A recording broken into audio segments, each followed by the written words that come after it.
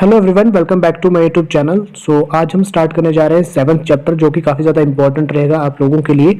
ठीक है, तो इससे पहले हमने जो है वो 6th चैप्टर कंप्लीट कर दिया है। जो भी वीडियोस अपने अगर पे 6th चैप्टर की नहीं देखी है तो आप जो है वो पिछले पहले सारी वीडियोस देख सकते हैं। तो चलिए स्टार्ट करते हैं। भारत एक बहुत ही बड़े भौगोलिक विस्तार का वाला देश है। उत्तर में यह हिमालय के ऊंचे शिखरों से घिरा है, पश्चिम में अरब सागर, पूर्व में बंगाल की खाड़ी तथा दक्षिण में हिंद महासागर भारतीय प्रायद्वीप के तटों पर लहराते हैं। ठीक है, तो ये देख सकते हैं जो हमारा जो भारत देश है वो बिल्कुल इसका जो भौगोलिक क्षेत्र है बहुत बड़ा है। ठीक है, और अगर भारत के क्षेत्रफल की बात करें तो भारत का क्षेत्रफल जो है 32.8 लाख वर्ग किलोमीटर जो है वो हो जाता है। भारत का क्षेत्रफल 32.8 लाख वर्ग किलोमीटर है, क्यों उत्तर में लद्दाख से लेकर दक्षिण में कन्याकुमारी तक इसका विस्तार लगभग 3200 किलोमीटर है। ठीक है, तो तथा पूर्व में अरुणाचल प्रदेश से लेकर पश्चिम में कच्छ तक इसका विस्तार लगभग 2900 किलोमीटर है। अब यहाँ पे कह रहा है कि जो भारत का क्षेत्रफल है वो है 32.8 लाख वर्ग किलोमीटर, और उत्तर में लद्दाख से लेकर दक्षिण में कन्याकुमारी तक। ठीक है, जो उत्तर में लद्दाख है और दक्षिण में जो कन्याकुमारी है वहां से लेकर वहां तक कितना है 3200 किलोमीटर तक। ठीक है, कितना है 3200 किलोमीटर तक। और पूर्व की बात करें अरुणाचल प्रदेश से लेकर पश्चिम में कच्छ तक। ठीक है, तो इसका विस्तार कितना है 2900 किलोमीटर। तो ये आपने याद रखना, काफी ज्यादा इंपॉर्टेंट रहेगा। ऊंचे ऊंचे पर्वत भारतीय मरुस्थल, उत्तरी मैदान, आसमान, पठारी सतह, तटीय भाग एवं द्वीप समूह स्थल रूपों की विभिन्नता को दर्शाते हैं। यहाँ जलवायु, वनस्पति, वन्य जीवों के साथ साथ भाषा एवं संस्कृति में भी बहुत भिन्नता है। इस भिन्नता में भी हम एकता को पाते हैं जो हमारी परंपराओं में दिखती है। यही कारण है कि हम एक राष्ट्र में बंधे हैं। वर्ष 2011 से अब तक भारत की आबादी 120 करोड़ से अधिक हो चुकी है। यह चीन के बाद विश्व का दूसरा सबसे बड़ा क्या है जनसंख्या वाला देश है। तो चाइना के बाद जो है दूसरा जो सबसे बड़ा जो देश है वो कौन सा है, तो ये है हमारा भारत। ठीक है, और 2011 की जनगणना के अनुसार भारत की जो आबादी थी वो है 120 करोड़। तो लेकिन अब तो काफ़ी ज़्यादा हो गई होगी, अब तो 130 करोड़ तक हो सकती है। ठीक है, नेक्स्ट है इसकी स्थिति के बारे में पढ़ते हैं कि जो पोजीशन है पृथ्वी की। भारत उत्तरी गोलार्ध में स्थित है। कर्क रेखा 23 डिग्री 30 उत्तरी अक्षांश देश के लगभग मध्य भाग से होकर गुजरती है। तो ये काफी ज्यादा इंपॉर्टेंट है। जो कर्क रेखा है वो कहाँ से होकर गुजरती है, मध्य भाग से होकर, देश के मध्य भाग से होकर गुजरती है। दक्षिण से उत्तर की ओर भारत की मुख्य भूमि का विस्तार 8 डिग्री 4 उत्तर तथा 37 डिग्री 6 उत्तर अक्षांशों के बीच है। पश्चिम से लेकर पूर्व तक भारत का विस्तार 68 डिग्री 7 पूर्व तथा 97 डिग्री 25 पूर्व देशांतरों के बीच है। अगर हम विश्व को पूर्वी एवं पश्चिमी गोलार्ध में बांटते हैं तो भारत की स्थिति किस गोलार्ध में होगी। ठीक है, तो बहुत बड़े देशांतरी विस्तार लगभग 29 के कारण यहाँ के दो छोर पर स्थित स्थानों के स्थानीय समय में बहुत अंतर हो सकता है। तो ये काफ़ी ज़्यादा इंपॉर्टेंट है। जो कर्क रेखा है भारत के बिल्कुल मध्य भाग से होकर गुजरती है। ठीक है, जो कि है 23.5 डिग्री उत्तरी अक्षांश। ओके, और दक्षिण की ओर जो भारत जो है उसकी जो मुख्य भूमि का विस्तार है वो है 8.8 डिग्री 4 उत्तरी तथा 37 डिग्री 6 उत्तरी अक्षांशों के बीच है। और पश्चिम से पूर्व तक का भारत का विस्तार है 68 डिग्री 7 पूर्व तथा 97 डिग्री 25 पूर्व। ठीक है, अगर हम विश्व को पूर्वी एवं पश्चिमी गोलार्ध में बांटते हैं तो भारत की स्थिति किस गोलार्ध में होगी। ठीक है, तो ये जो है अगर हम क्या करते हैं, जो अगर हम विश्व को पूर्वी एवं पश्चिमी गोलार्ध में बांटते हैं तो ये आपने जो है वो कमेंट में आपने मुझे बताना है कि क्या स्थिति होगी भारत की। ठीक है, नेक्स्ट है हमारे पास भारत के पड़ोसी देश। इसके ये पढ़ लेते हैं अभी। 7 देशों की स्थलीय सीमाएं इसकी सीमाओं के साथ जुड़ी है। तो हमने इससे पहले भी जो स्थलीय सीमाएं हैं उसके बारे में पढ़ा था कि जो 7 देशों की स्थलीय सीमाएं हैं वो कौन कौन सी जो है हमारी रहती है। जैसे अफगानिस्तान हो गया, पाकिस्तान हो गया, तिब्बत हो गया, नेपाल, भूटान, बांग्लादेश। ठीक है, इसके साथ म्यांमार और श्रीलंका। ठीक है, इनमें से कौन कौन से देश है जिनकी सीमाएं समुद्र से नहीं जुड़ी है। तो इनमें से जो देश है जो समुद्र के साथ नहीं जुड़ी है तो ये भी आपने पता करना है, तो कमेंट बॉक्स में मुझे बताना है।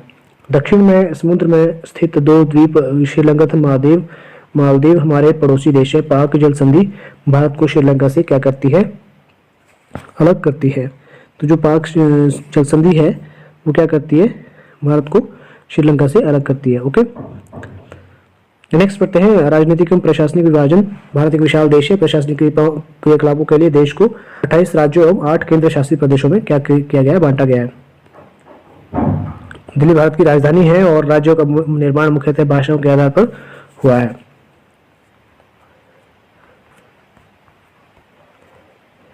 नेक्स्ट है भौतिक विभाजन। भौतिक विभाजन जो है भारत में पाई जाने वाली भौतिक आकृतियां विभिन्न प्रकार की है, जैसे पर्वत, पठार, मैदान, तट तथा द्वीप समूह। उत्तर में बर्फ से ढका हिमालय संतरी का कार्य करता है। हिमालय का अर्थ है हिम जमा आलय। इसका मतलब होता है बर्फ से घिरा हिमालय पर्वत की 3 प्रमुख समांतर जो श्रृंखलाएं हैं उसको इसमें बांटा जाता है। तो ये पहली जो पर्वत श्रृंखला है वो है जो सबसे उत्तर में है वो है वृहद हिमालय, उसको हम हिमाद्री भी कहते हैं। इसी श्रृंखला में विश्व की सबसे ऊंची शिखर है वो है मध्य हिमालय तथा हिमाचल। हिमाद्री के दक्षिण में स्थित है, क्या है, हिमाचल। बहुत से लोकप्रिय पहाड़ी स्थान यहाँ स्थित है। 5 पहाड़ी स्थानों के नाम का पता लगाइए, ठीक है, तो वो आप कमेंट बॉक्स में मुझे बता सकते हैं। शिवालिक सबसे दक्षिण में स्थित श्रृंखला है। जो शिवालिक है वो सबसे दक्षिण में स्थित है। हिमालय के दक्षिण में भारत का उत्तरी मैदान स्थित है। ये मैदान समतल तथा सपाट है। ये मैदान सिंधु, गंगा, ब्रह्मपुत्र तथा इसकी सहायक नदियों के द्वारा लाए गए जलोढ़ निक्षेपों से बने हैं। नदियों के ये मैदान कृषि के लिए बहुत उपजाऊ भूमि प्रदान करते हैं। यही कारण है कि इन मैदानों की जनसंख्या अधिक है। अब जो उत्तरी मैदानों के बारे में हम पढ़ रहे हैं, जो मैदान है, सबसे पहला यहाँ पे प्रश्न आता है कि जो मैदान है वो बनते कैसे हैं। तो जब नदी जो है पहाड़ों से होकर नीचे गुजरती है तो बहुत सारी मिट्टी लेके जो है वो आगे नीचे आ जाती है, और उस मिट्टी को जो है जब नदी नीचे लेके आती है तो बहुत बड़े जो है मैदानों का निर्माण होता है। भारत के पश्चिम भाग में भारतीय महामरुस्थल स्थित है। तो ये भी आपने याद रखना है, भारतीय महामरुस्थल कहाँ स्थित है, भारत के पश्चिमी भाग में। यह शुष्क, गर्म तथा रेतीला स्थल है। शुष्क, गर्म और रेतीला स्थल है। यहाँ वनस्पति की मात्रा बहुत कम है। उत्तरी मैदानों के दक्षिण में प्रायद्वीपीय पठार स्थित है। उत्तरी मैदान के जो दक्षिणी एरिया में जो नॉर्थ साइड में क्या है, प्रायद्वीपीय पठार स्थित है, ठीक है। इसकी आकृति त्रिभुजाकार है। इसका धरातल काफी ऊंचा नीचा है। इस क्षेत्र में बहुत सी पहाड़ी श्रृंखलाएं तथा घाटियां स्थित है, ठीक है। तो जो पर्वतीय पठार है, प्रायद्वीपीय पठार है, ये कैसी होती है, ये त्रिभुजाकार होती है और 3 ओर से पानी से घिरा होता है। इसका धरातल काफी ऊंचा नीचा होता है, ठीक है। और यहाँ पे हम एक जो है फैक्ट पढ़ लेते हैं कि गंगा एवं ब्रह्मपुत्र नदियां विश्व के सबसे बड़े डेल्टा का निर्माण करती है, जिसे सुंदरबन डेल्टा कहा जाता है। तो सुंदरबन डेल्टा के रिगार्डिंग काफी सारे क्वेश्चंस जो है वो आते हैं, तो ये भी आप याद रख सकते हैं।